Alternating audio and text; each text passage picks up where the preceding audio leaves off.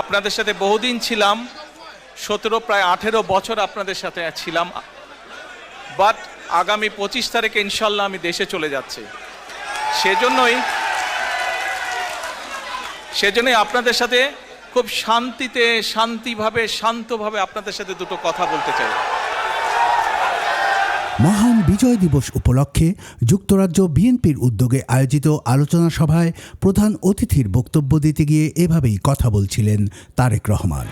সবাই শান্ত হয়ে বসুন, তাহলে আমরা দুটো কথা শান্তভাবে আদান প্রদান করতে পারবো। নিজের নামে স্লোগান শুনতে নয়, চাইলেন দীর্ঘদিন একসঙ্গে থাকা নেতাকর্মীদের সাথে মতবিনিময় করতে।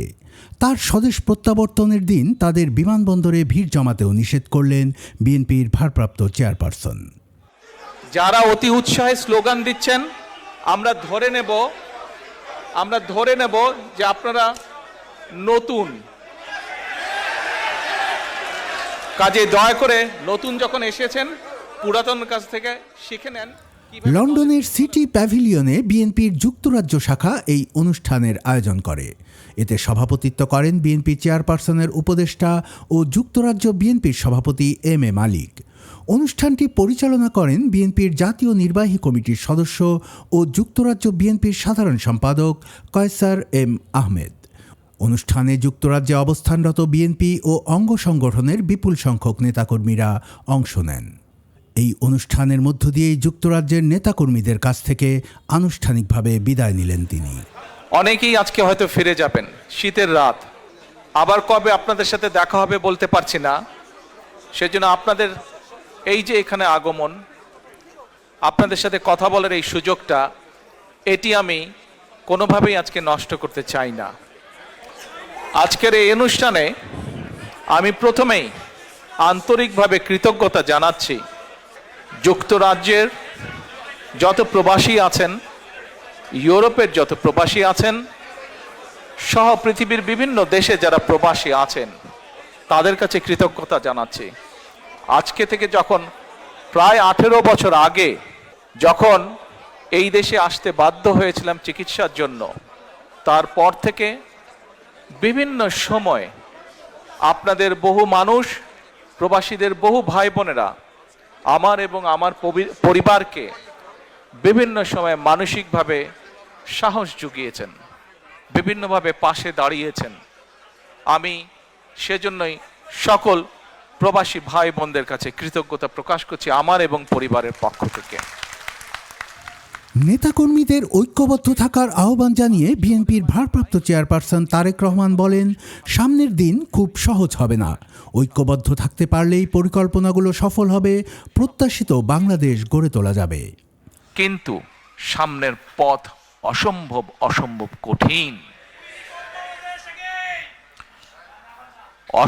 কঠিন, এবং এই কঠিন পথ যদি পাড়ি দিতে হয়, অনেকে অনেক বড় বড় সুন্দর ভালো কথা বলতে পারবে, কিন্তু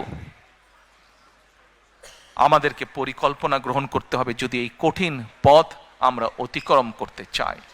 স্বৈরাচার পতনের 2.5 বছর আগে বাংলাদেশের মানুষের সামনে আমরা 31 দফা সংস্কার কর্মসূচি উপস্থাপন করেছিলাম, মনে আছে আপনাদের?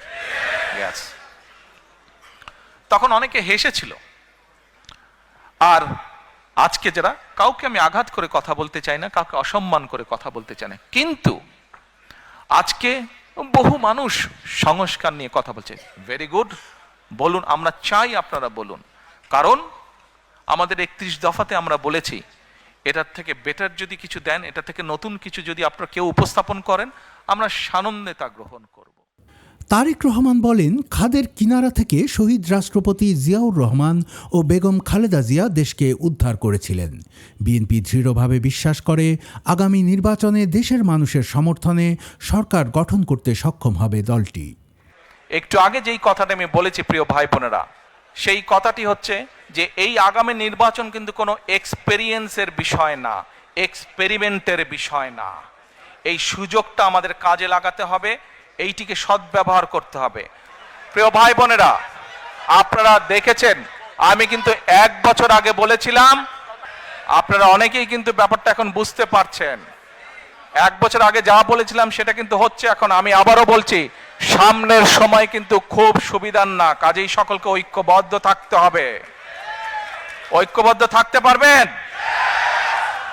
ঐক্যবদ্ধ থাকতে পারলেই আমরা আমাদের এই যে পরিকল্পনা বললাম সফল করতে পারবো। ঐক্যবদ্ধ থাকলেই আমরা আমাদের প্রত্যাশিত বাংলাদেশকে গড়ে তুলতে পারবো। ঐক্যবদ্ধ থাকলেই আমরা বাংলাদেশের জবাবদিহিমূলক ব্যবস্থা গড়ে তুলতে পারবো। স্বদেশ প্রত্যাবর্তন উপলক্ষে নেতাকর্মীদের এয়ারপোর্টে এসে ভিড় না জমানোর অনুরোধ জানান তিনি।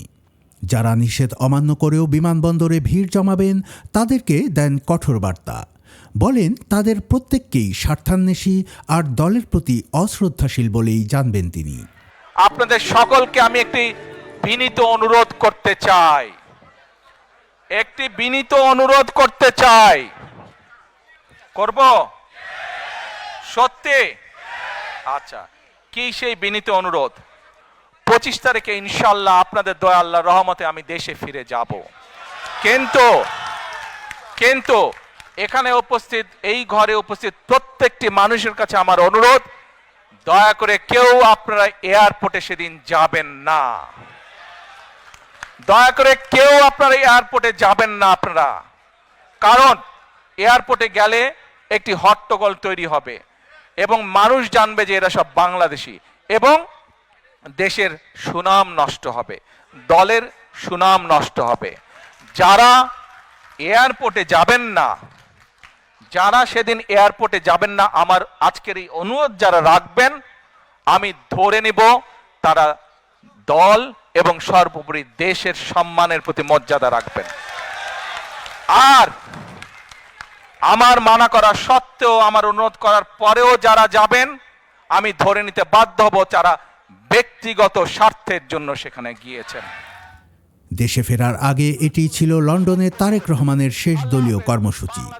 আয়োজকরা জানান এই অনুষ্ঠানের মধ্য দিয়েই যুক্তরাজ্যের নেতাকর্মীদের কাছ থেকে আনুষ্ঠানিকভাবে বিদায় নিলেন তিনি।